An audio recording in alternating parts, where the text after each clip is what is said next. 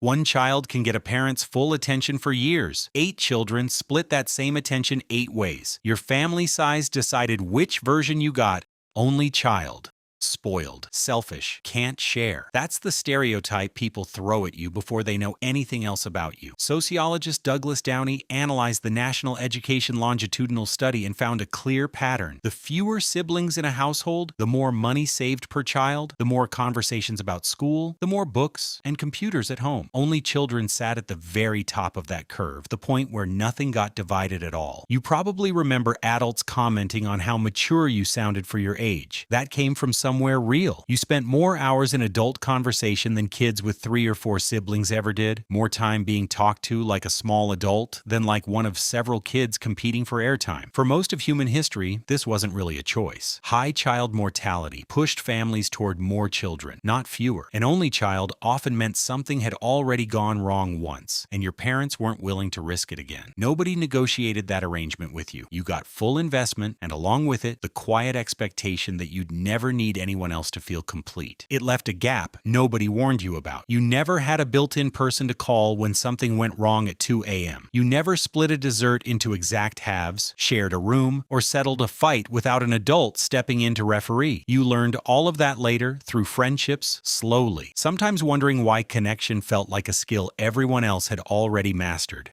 Small family, 2 to 3 children, 505,440 men, one country, one pattern. The closer in age you and your sibling were, the more alike your IQ scores became. That's what a Norwegian study found when researchers compared brothers across 500,000 military records. The wider the age gap, the weaker the resemblance. And a separate 2015 study tracking families across the US, UK, and Germany found firstborns scored 1.5 points higher than secondborns, who scored 1.5 points higher than thirdborns. Small on paper, but it stayed consistent across 3 different countries, 3 different cultures, the same gap every time. You and your sibling built a private shorthand nobody else ever cracked, a nickname nobody outside the family used, an argument so old neither of you remembers how it started, just how it always ends. This size of family dominated agricultural history for households that survived past infancy. Enough children to share the work, few enough that each one still got real attention, and birth spacing decided more than birth order ever could. Born years apart, you barely competed for the same things at the same time. Born close together, you fought over the exact same resources at the exact same age every single time. Nobody asked if you wanted that arrangement either. You got a bond closer than almost anyone else's, built from a rivalry you never chose. You know exactly which fight your parents still bring up at dinner decades later. The remote control, the last slice of cake, who got to pick the movie? With only one sibling to measure yourself against, every win and every loss felt like it defined you, because there was no 3rd or 4th kid around to blur the comparison.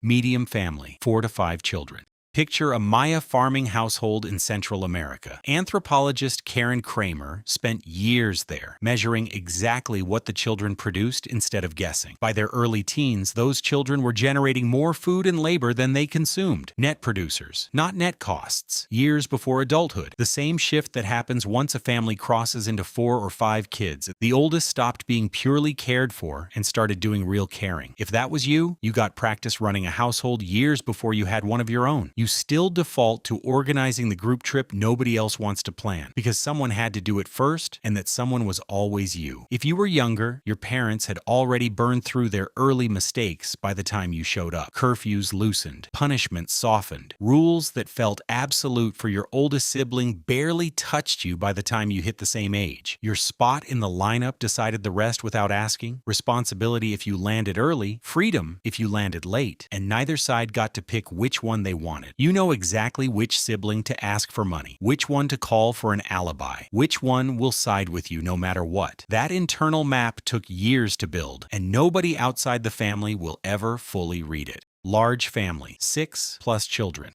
Count the adults who actually raised you. If you grew up with 6 or more siblings, the real number was never just 2. Anthropologists Rebecca Sear and Ruth Mace reviewed 45 studies on kin and child survival across traditional societies worldwide. Within the studies that looked specifically at maternal grandmothers, roughly 7 out of 10 found her presence improved a child's odds of survival. Researchers call this cooperative breeding. Child rearing spread across grandparents, aunts, and older siblings never contained to 2 people. Your house house rebuilt that ancient system without anyone planning it. Your older siblings became semi-permanent caregivers, almost parents you still call before you call your own mother when something goes wrong. More children meant more chances some would reach adulthood, a trade-off evolutionary biologists call life history theory, spreading limited resources across many offspring instead of pouring everything into one. A family this size runs on an unspoken trade. Nobody gets the full spotlight, but nobody ever gets left to handle anything completely alone either. Your parents have stories about your older siblings' first steps and first words told 100 times, written down somewhere safe. Yours got told once, in passing, because by then there was simply less time to record it. You weren't loved less. You learned early that being seen sometimes means asking for it yourself, clearly, and more than once. The last piece of bread, a turn on the one good bike, the front seat, if you were fast enough to claim it first. Nothing arrived without you fighting for it. Very large family, 8+ children, 570,937 teenagers, 77 countries. One pattern that held in every single one. A 2022 study using PISA data found a consistent pattern across every one of those countries. The more siblings in the household, the lower the average academic performance. The relationship held at every family size measured, and got stronger the larger the household grew. 8 or more children put this household far out on that scale. That number has real history behind it. Families this large showed up most in high fertility societies with high child mortality and limited birth control. More children meant more hands for labor, more support for aging parents, more insurance against losing several kids to disease at once. This was the arrangement an entire family made with survival itself, one neither parents nor children had much say in. You've been mistaken for a cousin at your own family reunion. Holidays meant assigned seating just to fit everyone, and somebody's name always got skipped during the toast. You weren't the favorite or the problem child growing up. You learned early that being unmemorable in a crowd didn't mean being unimportant, even on the nights it felt exactly like that. But you also learned the family hierarchy before you learned your alphabet. Who got served first? Who got the last word in an argument? Who everyone deferred to without anyone saying it out loud? Growing up inside that structure, you learned to read a room of competing personalities before you understood what reading a room even meant. None of it was taught. It was just how the house worked every single day of your life. What this actually means. Your family size was never just a number. It was a different way of splitting the same limited resources. Time, attention, money, protection. Some of you got everything a parent had to give and spent years afterward learning to share something with someone for the first time. Some of you got raised by an army of siblings and grandparents and never once doubted that help was close by. Some of you got squeezed thinner than anyone else on this list and came out reading a room faster than people who had every advantage you didn't. None of that was a flaw in the system. It was the system. Families adjusted to whatever the moment demanded. Food, danger, labor, survival, and you grew up inside whichever version your family landed on. The skills built by that arrangement are still running in you right now, whether you grew up with full attention as an only child or with constant negotiation practice as the fifth of 9. You didn't choose how many people you grew up sharing a house with. What you do with what that taught you is still entirely yours.